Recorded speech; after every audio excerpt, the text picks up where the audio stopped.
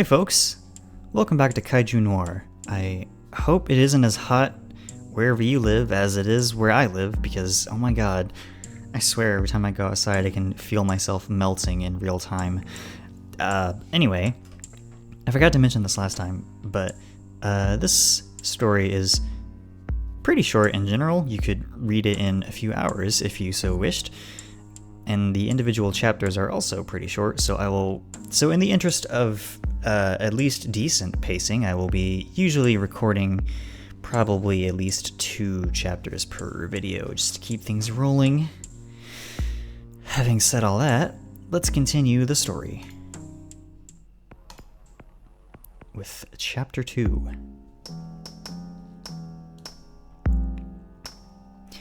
You arrive at the hotel Maxra listed as her place of residence, after filling Alex in on the previous night's encounters. So what's the plan? Just go in there and demand the truth from Miss Maxra, tough cop style? I couldn't tough cop if someone was paying me to. I failed drama class. The building is old, but well maintained. Rough, clean stone brick, and an air of faded mystery in a near-empty area of the city. At the front desk, you ask to ring up to Miss Maxra's room and let her know you've arrived. Time passes. Tucked into the corner of the room is a drink vending machine. You drop a coin into the slot and twist the knob. The machine grinds for a moment, then drops your coin into the return slot. It's out of Monster Mash. It's always empty. I don't think it's ever been refilled.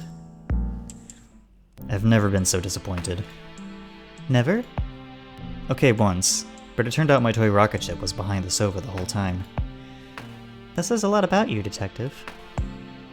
Maxra is standing more confidently than you'd seen in the office. Gone is the almost theatrical fragility of the night before. There's not that much of me to know. Pleasure to see you again, Miss Maxra. Please, Detective, I asked you to call me Max. No need for formalities here.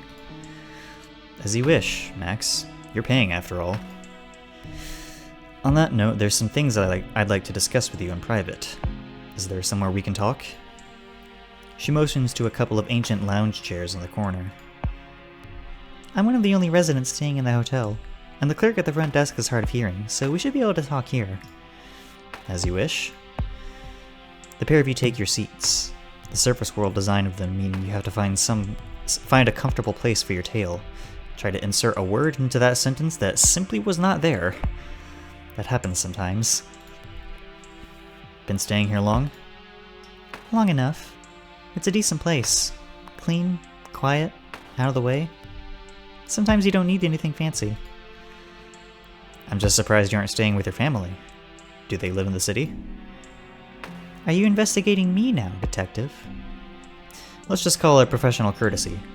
Us PIs get used to asking lots of questions. My family is always busy. As such, things can get a little hectic from time to time, so I come here once in a while for some peace and quiet. Any other questions you'd like to ask, Detective? Or shall we get back to business? Let's take the subtle approach here. Business, of course. I encountered Lorathrak last night. He seemed a bit unsettled, and I wonder if you know anything more about him? Not much, Detective. I've only met him once, and that was when he gave me the blackmail demand. The demand, of course. You wouldn't have it with you, would you? She looks suddenly taken aback. What do you mean? The demand. I'm assuming he gave you a note or something. Otherwise, how would you know how much and who to give it to? Sitting in silence, it's easy to see the different emotions flickering across her face. What aren't you telling me, Miss Maxra? In the distance, you hear the clerk handing out keys to a resident, but the area around you remains in tense silence. I think it's about time you told me the truth, Maxra.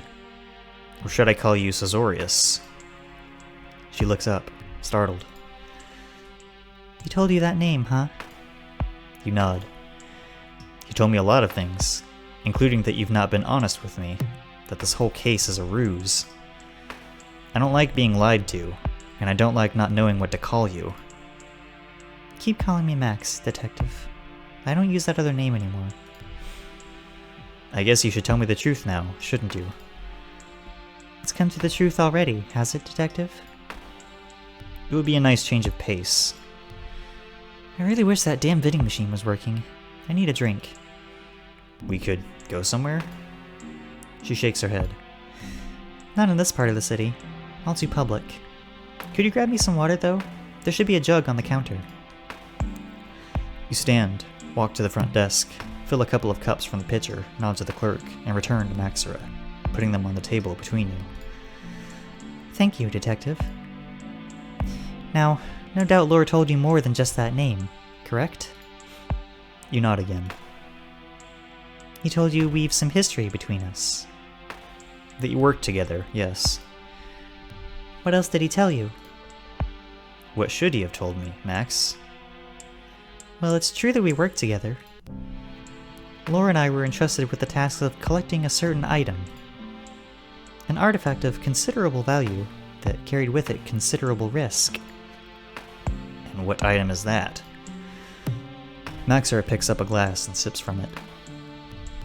Tell me, Detective, have you ever heard of the Crimson Old One? The what? The Crimson Old One.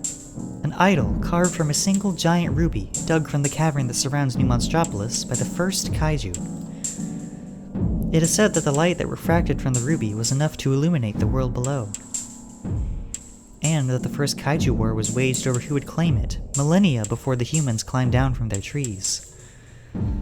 It is also said that those who would possess the Crimson Old One would reign over our kind until the end of days. But we live in a blatantly corrupt oligarchy. I can't see the big tusks up at City Hall giving up their seats to someone lugging a shiny rock around the city. You're right. Trying that would probably land you at the bottom of the lake wearing a stone overcoat. So why all the excitement over a shiny pebble? Firstly, the idol represents immense spiritual significance for many kaiju in this city. Second, it has Let me try that again. Second, it has historic value dating back hundreds of millennia. And finally, it's a giant ruby. Do you have any idea what that's worth to the right collector? And what do you have to do with the rock? Well, I was supposed to be getting the idol into the city to sell on. Into the city? You mean it's been out there on the surface? Aren't as thick as you look, Detective, are you? You should see me solve a crossword puzzle. The statue has been traded, stolen, sold, and killed for in the human world for thousands of years. I doubt even they know how long for, or where it originated. So how did you track it down? No, that's something I don't know. The plan was, Lore would track it down, I'd organize to get it past the gates, another colleague would make the sale to a collector, and we'd split the loot. So what happened? I don't know. The idol was supposed to pass from me to my Damn it, having a lot of difficulties today. The idol was supposed to pass to me from my contact at the gate. Only when I got there, I heard that he'd had an accident and the idol was missing. One of those accidents where folks just up and die? Exactly that kind. You pick up your cup and take a drink. So why'd you up and run? I'd been paid an awful lot of money to get the idol into the city, most of which had gone towards bribes, storage, and my contacts in the human world. None of whom was prepared to work with the kaiju for cheap. If Lore thought I'd betrayed them, they would be after me. I had to make the first move. So what do you plan to do now? Just wait here until it all blows over? No, Detective. Plan to find out where that damn statue is and finish this deal so I can get on with my life. So there's no blackmail case? No. Never was. Fine. Then my work is done on that matter. I'll let my assistant know and he can do you up a letter of completion and an invoice for services rendered. I'm sorry we couldn't make this work. And I am sorry about the lies. Is that everything, Detective? Not quite, Max. Now you and I need to discuss another matter. What other matter? You just closed the case. You take another sip, and say the words that will land you in more trouble than you could imagine. The matter of you hiring me to find that statue. She looks up, startled. You'd work for me, considering everything? I see it like this, Miss Maxera.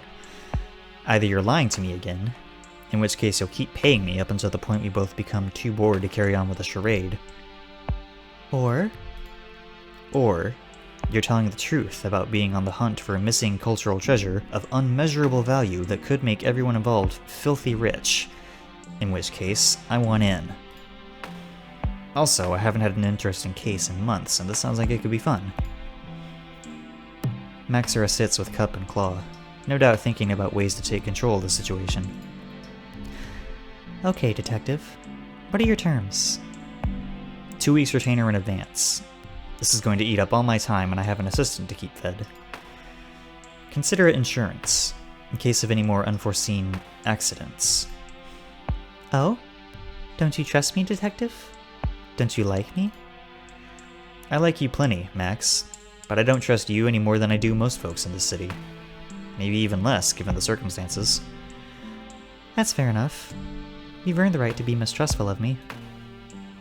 And if, I say if, the idol story is true, then I want 10% of the sale price. I don't care how you get that, whether it's from your share or split with the others. Call it a finder's fee. She looks directly into your eyes for a moment, sizing you up for haggling, but you don't waver. We have a deal, detective. I don't have the money on me right now for your retainer, but I'll have it sent to your office. As you finish your water, the edges of your room start to spin. Your room? The room. Kari doesn't own this hotel. If only. Your heart starts racing and Max slips in and out of focus. Fuck, she drugged the drink. In all honesty, I'm sorry about this, Kari. I didn't know if I could trust you. Not with my life on the line. Find the statue and you'll get everything that's coming to you. Start with lore, detective. I'll be in touch. She leans in close and you can feel her icy breath on your ear. Follow the trail of the Crimson Old One. The gaping maw of oblivion swallows you whole.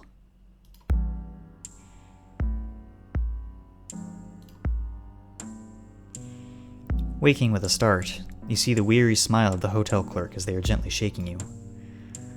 Aww, he's adorable. Look at him. Anyway, Miss Maxera said you needed some rest and not to wake you until she'd left. She didn't say you were such a heavy sleeper. You rub the blurriness out of your eyes and look around. The clock in the corner showing 3 hours have passed since you arrived. Where's Miss Maxera now? She checked out about an hour ago. Didn't leave a forwarding address. Never stays for long, but I'm always happy to see her. They smile and help you stand. She left a card for you. Just a moment. They shuffle over to the desk and return, handing over a rectangle of white card with a crudely drawn picture of a squat creature in red ink. Always drawing that little fellow. I find a couple of these little cards in a room whenever I clean up. A mascot or cartoon character, maybe?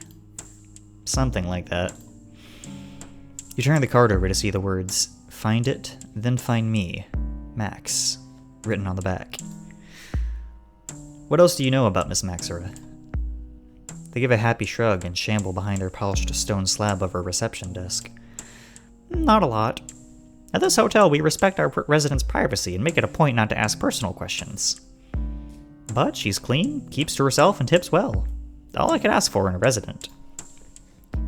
You flick the clerk a coin. You're in a nice hotel. If Miss Maxera returns, please tell her I'll be in touch. They nod appreciatively and you walk out into the city. Back in your office, Alex is standing behind his desk looking furtive, and I should have taken a drink at the title card. I'm gonna do that real quick.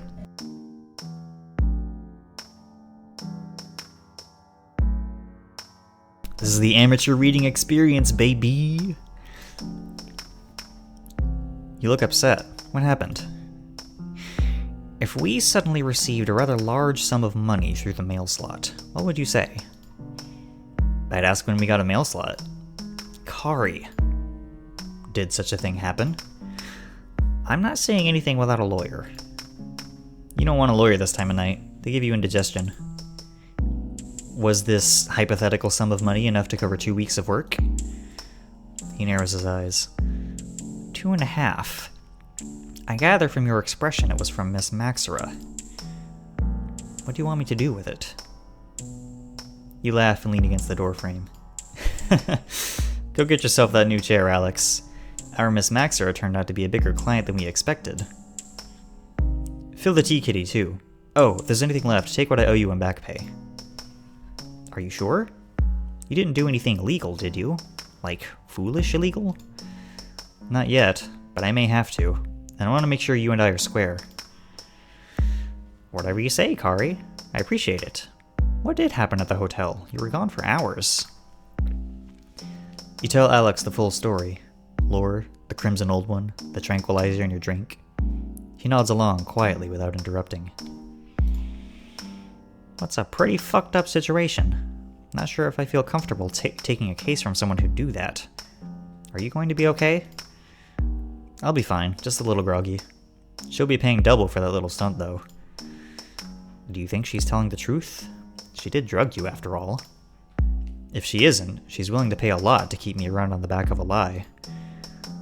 And if she's being honest? Highly doubtful. But, in some mystery novel world where she is telling the truth, we get to track down an artifact of wealth beyond imagining and make a bucket of cash in the process. If you don't get killed while you're out there. What makes you think I'll get knocked off? Do you remember what happens to anyone who gets their paws on the treasure in those movies you're so fond of? Bang! One in the back in a dark alleyway somewhere. It's a damn massive ruby, Kari.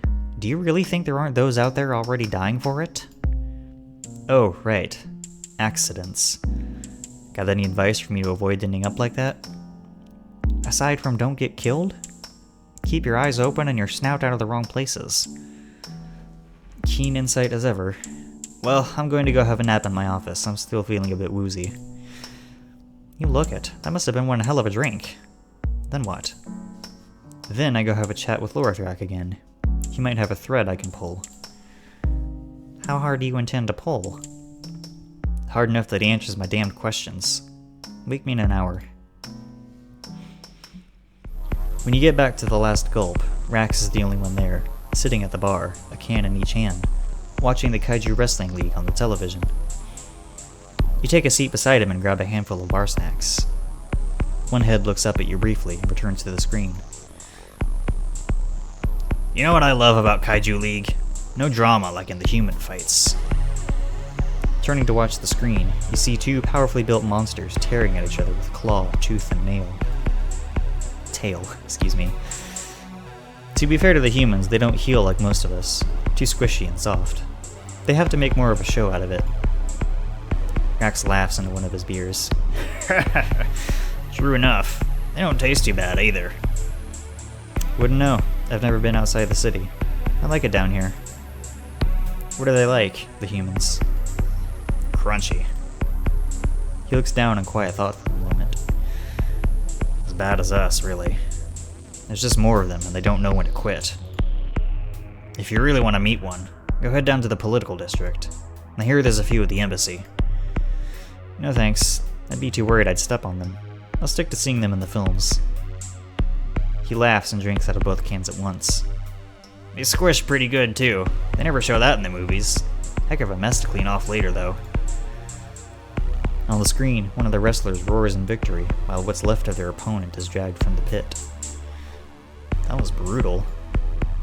Tame as far as this stuff goes. No one dies in the KWL, union rules. Maimed is fine, but you come out breathing. Broodmom told me in the old days if you went into the pit you came out a winner or in bits. She was one of the winners. Good old unions.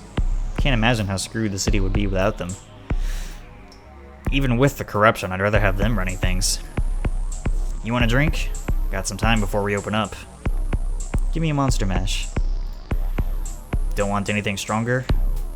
No thanks, I don't drink booze. Makes me feel like shit. Relatable!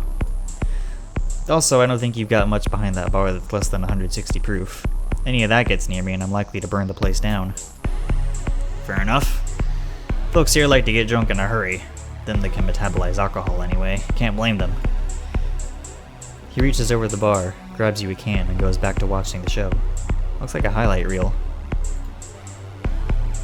You back for another round in the ring with Lore? Yeah. Got some follow-up questions for him. Maybe a swear word or two. He'll be here soon.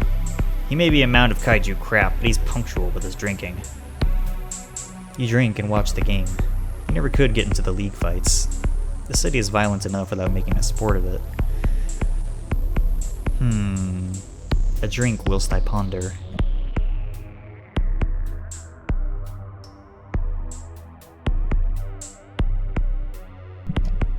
Let's ask how he knows Alex. So how do you know Alex? You two seem to have a bit of a history. You could say that. Not sure how much I can talk about. He and I were in the same attack wave during the war. He fought in the harbor as me in the cities. What a fucking mess that was. Not a lot of us left who remember those final days. I'm glad Alex made it back. He's a good kid. Shouldn't have been out there in the first place. He doesn't talk about it much. Can never tell if he wants to talk or just wants to forget. Both, probably. Shit like that doesn't just go away. He sighs and sags a little. Sorry, talking is tough. Bartenders listen. We don't talk a lot. Comes with the territory. I appreciate you telling me. Brack sets both empty cans down and turns ahead to you. Did you mean it when you said you were a good detective? I'm the best in the city. Also the only one in the city that's not a cop. That'll do. You said you're on a case. Would you have a problem with taking on a second? As long as they don't conflict, I've got some flexibility. What's the case? I need you to find my sister. Doesn't seem a difficult job. Just stick up a few missing kaiju players. Why ask me? Because it's not that simple, detective. Alex says you're good at the delicate stuff, if you catch my drift, and I trust him. I also don't trust the cops, for obvious reasons. When I lost contact with her, we were both very different kaiju. We all change, Rex. Detective. Call me Kari. Kari. Sorry, I'm not used to talking about this stuff. And this doesn't leave this room. He takes a deep breath, something two heads are able to do particularly well. When I shipped out, she was just starting her transition.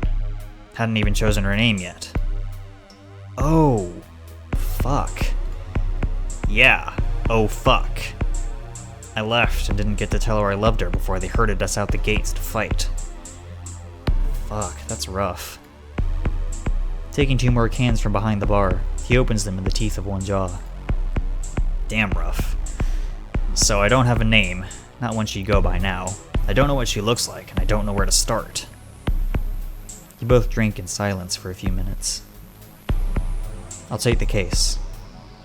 This one hits a bit close to home, so I'll do it no charge. I ain't gonna ask you to do this for nothing. Don't sweat it. My other case is paying more than enough to cover my time. If you want to pay, then set me up with a tab at the bar. If I find her, scrub the tab. If I don't, I'll settle it next week. He scowls at the compromise. Typical kaiju stubbornness. You think you can find her that fast? And I've been looking for years. You'd be amazed what I can do when I start poking around. So what do you have that I can work with? I can't exactly just go around the city sticking up wanted signs for trans kaiju that were separated from their family during the war. I need Alex at the door just to hold back the queue. Damn humans. You know, we didn't have to think about gender bullshit till they came around. We were just monsters. Tell me about it. Of all the social construct crap we had to pick up from them, that has to be the weirdest.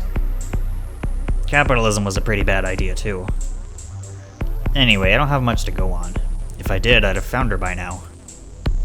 But if you find her, please give her this.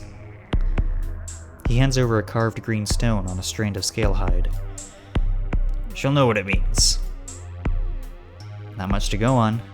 No name, no description, just the necklace. Now you know how I feel. More than you know, Rax. The television program finishes, and you're glad you can't hear the obnoxious advertisements over the bar's music. It's about time folks will start lumbering in. I should get to work. He downs both cans, throws them into the bin along with your empty drink, and stomps around behind the bar. What about your family? We don't have much. Not what you'd call real family. You know how it goes. All too well. I'll have a talk with Alex and we'll see what we can think up. He's the smart one.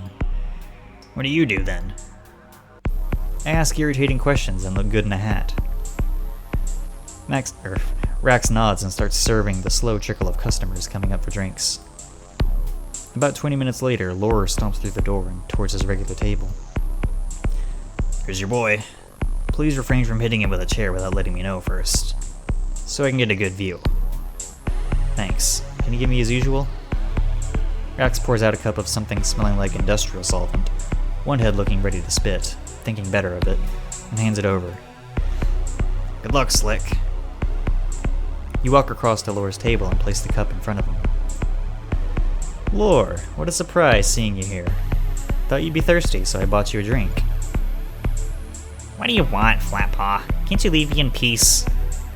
What, miss this charming conversation? Never. I just felt like buying a drink for my friend Lore, and here you are. Bullshit. You're a bad actor. If you think I'm gonna toss you a coin to perform, you're delusional.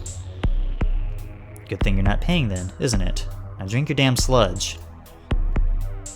What are you being paid for then? I already told you I ain't blackmailing anyone. No one you know, anyway. Go talk to the dame and leave me the hell alone. Oh, I did talk to her. Had a good long talk before she slipped me some knockout drops. She told me about how you two work together, and how you're looking for a certain object. And you trust a dame who drugged your drink? Not a bright one, are you?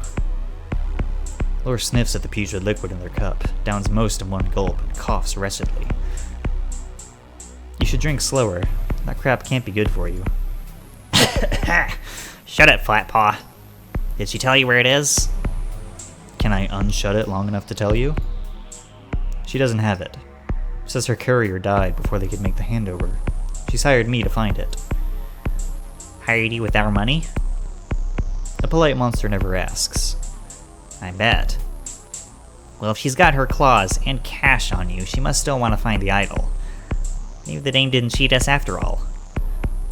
Can't tell you that for sure, Lore. Contrary to what you think, I tend not to trust kaiju who drug me. That's a good instinct. So what's the plan, Flatpaw? How do you plan to find our property? The same way I'm doing such a good job of knowing you, by asking a lot of questions. You're good at that, at least. Thank you. I make sure to practice in the mirror every morning. Sometimes I ask myself questions so abrasive I even shock myself. I would believe that. You seem like the sort of kaiju that could piss off a stone wall. So tell me, Lore, how many kaiju know about the idol? Aside from you, Maxura, and I. Why do you want to know?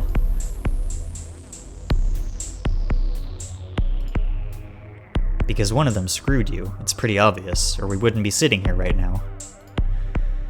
I can't imagine your endeavor had a large team, so I want to know who else is involved. How do you figure that?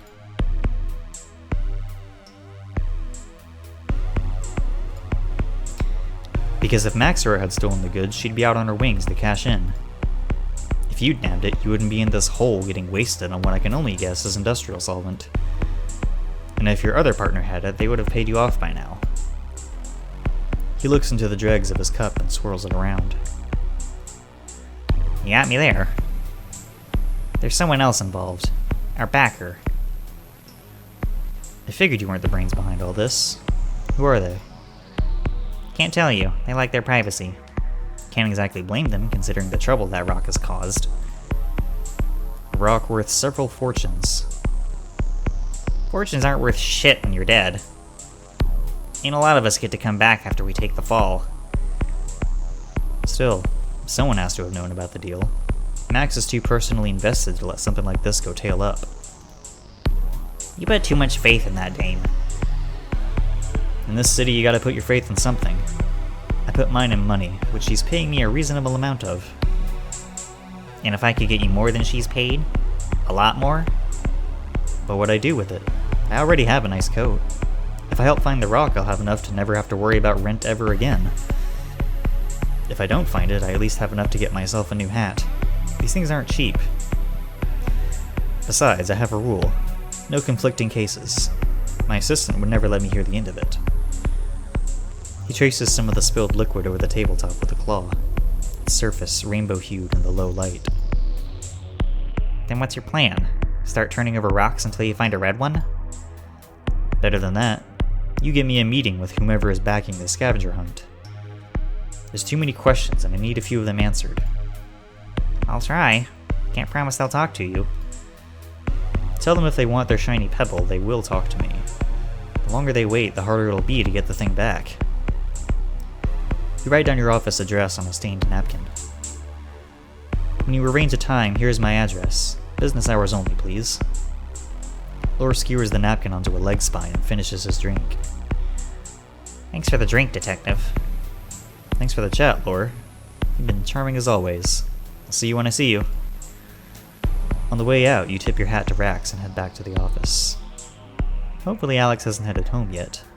You've a lot to catch him up on. Indeed. We'll leave them to that as we sign off for today. I will see you all in the next episode of Kaiju Noir. Until then, thanks for watching. Bye!